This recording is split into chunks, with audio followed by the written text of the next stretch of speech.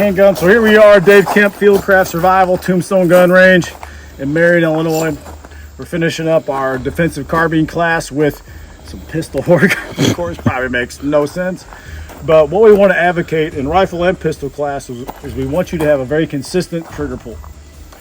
We kind of learn our way through the handgun of starting off slow, really slow trigger press, being surprised when the gun goes off.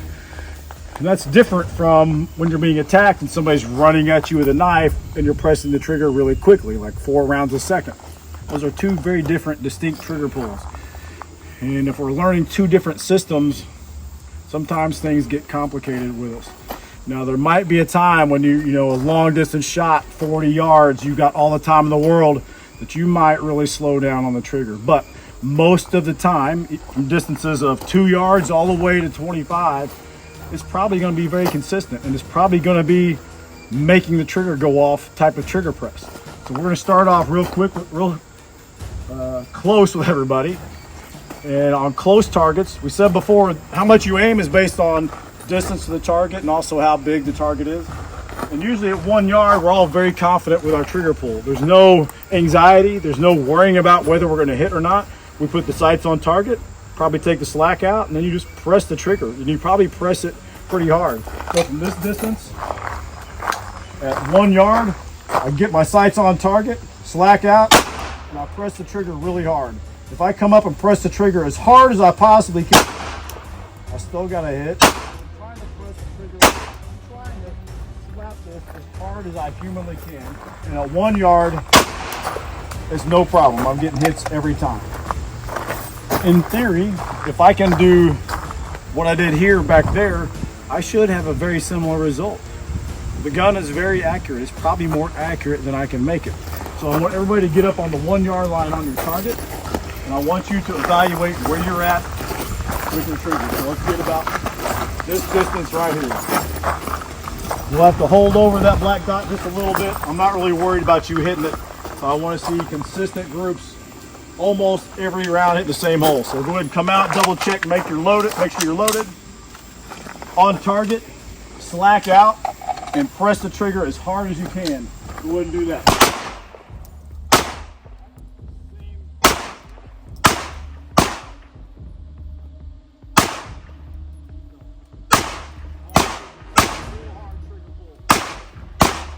Making it go.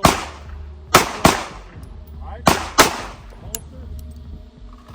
Holster up. Down range for a second. Down range. So if I get that result at 1 yard, I'll be curious as an instructor and trainer, worry about how guns work. How accurate am I going to be at 3 yards? Let's just back up a couple yards. This time we're going to aim in the triangle, the cranial vault triangle on the face target. So from right here, I'm going to use your target, John. I come up, get my sight where I want it. I'll take the slack out. I'm going to press the trigger as hard as I can. Press it as hard as I can. Alright, that's a 1 inch group. That's probably good enough. Alright, hop on line here, 3 yard line. Go ahead and draw your gun. Sights on target. Press the trigger hard on purpose.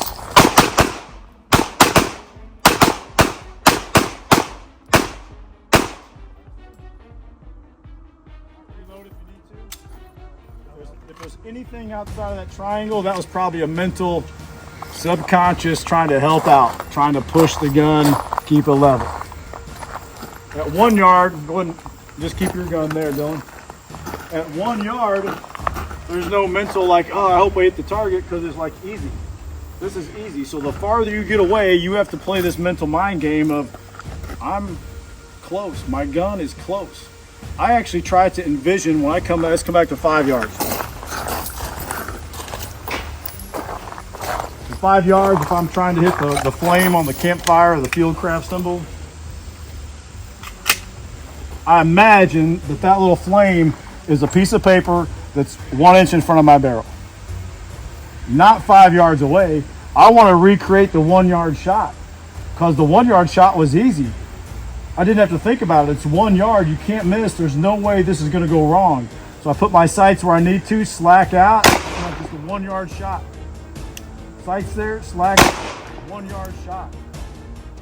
It's an easy shot. My trigger is the same every single time. So go ahead and get up on target. Sights aligned, take the slack out, and tell yourself this is a 1 yard shot. Press the trigger real hard.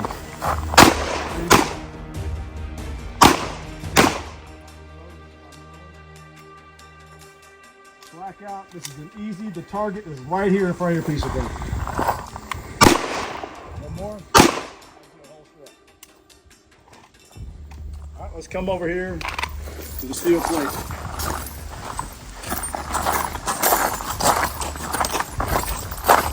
Come to 15. Israel. All right, gun out. One shot on the steel. Imagine the steel is right here in front of your gun. This steel is an 8-inch sheet of paper right here. You can't miss shot. Slack out, press the trigger hard. Tighter grip. Hold firm. One shot you can't miss. It's right in front of your barrel. There you go. One more. Nice. All right, holster. All right, Dylan, come on up. That was easy. This is where you're like, whoa, this is different. Really try to tell yourself it's not different. We're gun out, good sight picture.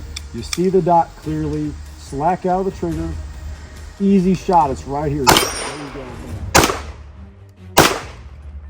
If you start to miss, it's usually a mechanical thing if we're missing just a little. So if I start missing, I grip the gun hard. I need to vise this gun down even harder. All right, vise it down, strong wrist tension, and then mentally, this is 80%. Mentally tell yourself this is just an easy 1-inch shot in front of your gun. All right, load it up, red dot on target. Tell yourself, easy shot, slack out, press the trigger hard.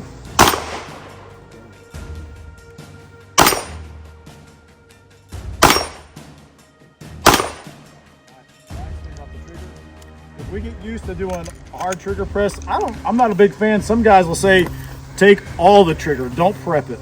Just smash all the trigger all at once. And I see a lot of times that's a little much for some people. If you're able to do that, awesome. I would never talk you out of it.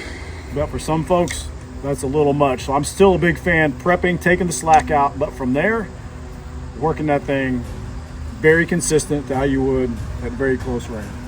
Israel, come on up. Solid dot, solid grip, locked in, slack out, and then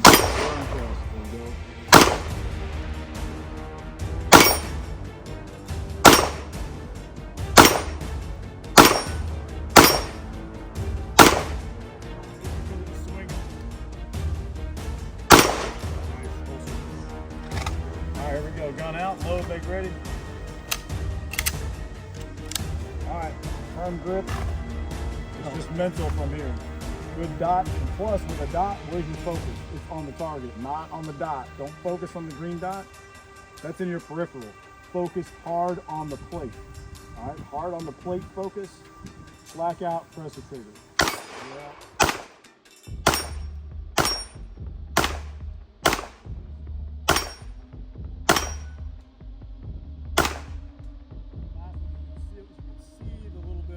Body the opportunity to push and then shoot. As I take the slack out of the trigger, it's an extra dose of pressure around the grip and in my wrist. I'm thinking pre-flinch, squeeze the flinch out of the gun so that I couldn't flinch the gun if I wanted to anymore. There's no more muscle action that can happen, and that will help. That won't get rid of anticipation totally, but it helps mitigate it. Real strong grip helps mitigate the chances. The pre-flinch attitude, imagining the target is only this far away, all those things just help the process. There's no trick or perfect solution.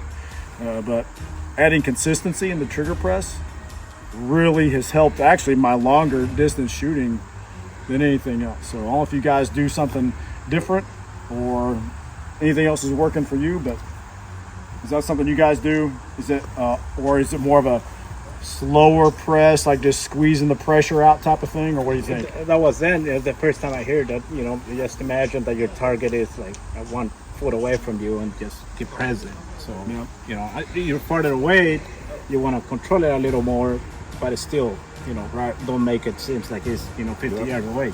Yep. If you want, one thing I noticed that gave me a lot of confidence in that firmer trigger press, you pull up a video on YouTube, it's a Mythbusters video, and there's probably a million of them, but it's video slow motion of a handgun going off. It's a 1911, and it's like 80,000 frames a second.